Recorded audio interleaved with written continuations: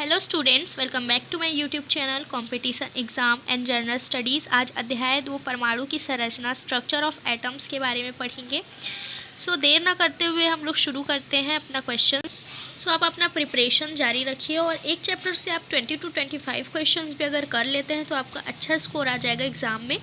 तो पहला क्वेश्चन है, यदि नाभिकीय त्रिज्या एवं परमाणु त्रिज्या क्रमशः 10⁻13 सेंटीमीटर तथा 10⁻8 सेंटीमीटर हो तो नाभिक परमाणु कितना भाग घेरता है? तो 10⁻15। आप याद रखिए कि नाभिक के जो परमाणु की जो त्रिज्या होती है वो 10⁻15 होती है। दूसरा है थोरियम और पीबी तक के विघटन में उत्सर्जित अल्फा तथा बीटा किरणों की कुल संख्या होगी। तो दूसरा का आंसर है अल्फा 6 और बीटा 6। इसका हल देखते हैं कि किस तरीके से आया। तो माना उत्सर्जी अल्फा कणों की संख्या A तथा बीटा कणों की संख्या B है। तब यहाँ पे हमें हीलियम 4 मिला है, तो 4A बराबर 232 में 208 को माइनस कर देंगे और A का मान हम निकाल लेंगे, इसको 24 से भाग देंगे 24/4 करके। तो हम 232 में 208 को घटाएंगे तो हमें 24 मिलेगा और फिर हम 4 से इसे भाग देंगे तो हमें A का मान 6 मिल जाएगा। इसी तरीके से 2A माइनस B यानी कि दूसरे मान पे बराबर 90 माइनस 80, जो PB का मान है उसके नीचे वाले भाग को 90 में 82 को घटाएंगे तो फिर 2A प्लस 8 बचेगा इसमें से। फिर हम इसमें 8 में 2 को माइनस करेंगे तो 6 बचेगा और फिर हम इसका गुणा करके -8 कर देंगे तो बराबर 4 हमें मिल जाएगा। तो इस तरीके से आप हल कर सकते हैं इसको। कौन से कणों का भेदन क्षमता अधिक होता है? तो गामा कणों की भेदन क्षमता अधिक होती है। जो गामा कणों की भेदन क्षमता बीटा कणों की भेदन क्षमता से 100 गुना अधिक होती है तथा बीटा कणों की भेदन क्षमता अल्फा कणों से 100 गुना अधिक होती है। याद रखिए इस बात को। नेक्स्ट है, रदरफोर्ड के अल्फा कण प्रकीर्णन प्रयोग से निम्नलिखित में से कौन सा निष्कर्ष नहीं निकाला जा सकता है? तो इलेक्ट्रॉन स्थिर ऊर्जा के वृत्ताकार पथों, जिन्हें कक्षा कहा जाता है, में घूमते हैं। ये अभी निष्कर्ष नहीं निकला है इसका। पाँचवा है, बोर सिद्धांत के अनुसार हाइड्रोजन परमाणु में निम्नलिखित में से कौन सा संक्रमण सबसे कम ऊर्जा का फोटोन देता है? तो n बराबर 6 से n बराबर 5। ठीक है। जब कोई इलेक्ट्रॉन स्तर 6 से प्रथम स्तर लाइमन श्रेणी में कूदता है तो लाइमन श्रेणी की स्पेक्ट्रमी रेखाओं की संख्या होगी तो 15 होगी।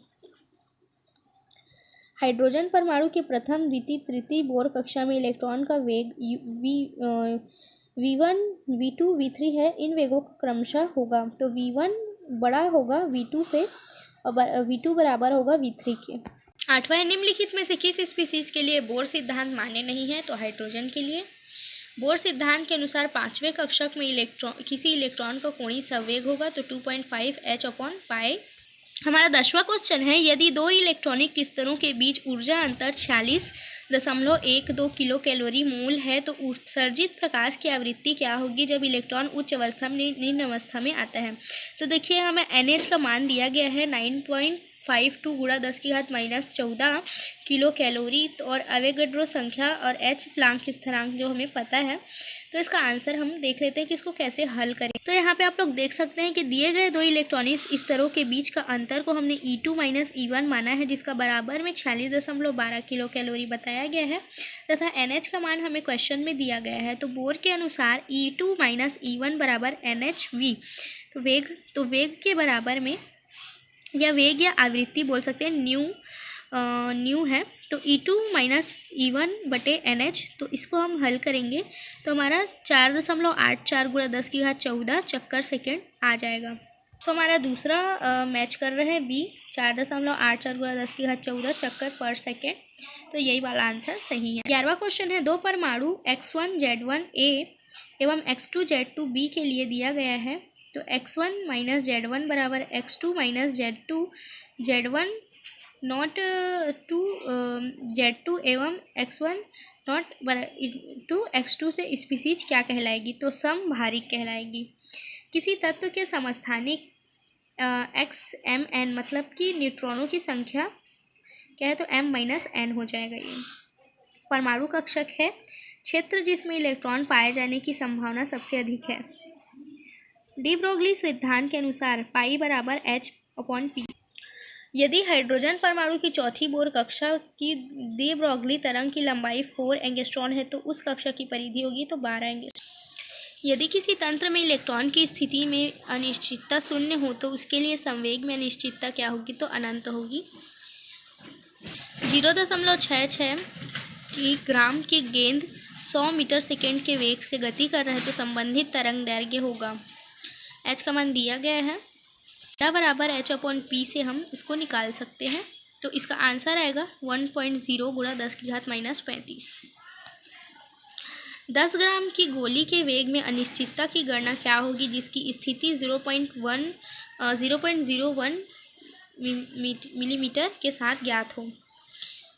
तो इसका आंसर ये होगा कि हमें P = H/4 करना है और प्लैंक कांस्टेंट का मान तो हमें पता ही है और इसमें दिया गया है 0.01 मिलीमीटर ज्ञात करना है 10 ग्राम के लिए। तो इसका अगर हम मान रखें तो हमें आंसर मिल जाएगा। 19वां परमाणु के चतुर्थ ऊर्जा के स्तर में कुल परमाणु कक्षकों की संख्या है तो 4। एक उपकोष में जिसके लिए L = 3 तथा N = 4 है तब इलेक्ट्रॉनों की अधिकतम संख्या होगी 12। तो इन दोनों का गुणा हो जाएगा सीधा सीधा। तो आंसर अब मिल गया है हमें। तो ये चैप्टर ख़त्म हुआ और अगर वीडियो पसंद आई हो तो वीडियो को लाइक कीजिए क्योंकि जितने इंपॉर्टेंट क्वेश्चन थे मैंने इसमें से आपको बता दिए हैं। और अगर आपको द्विगंशी क्वांटम संख्याओं के बारे में जानना है तो प्लीज़ कमेंट ज़रूर कीजिएगा और वीडियो पसंद आई है तो वीडियो को लाइक कीजिएगा और चैनल को सब्सक्राइब करना मत भूलिएगा। Thank you for watching.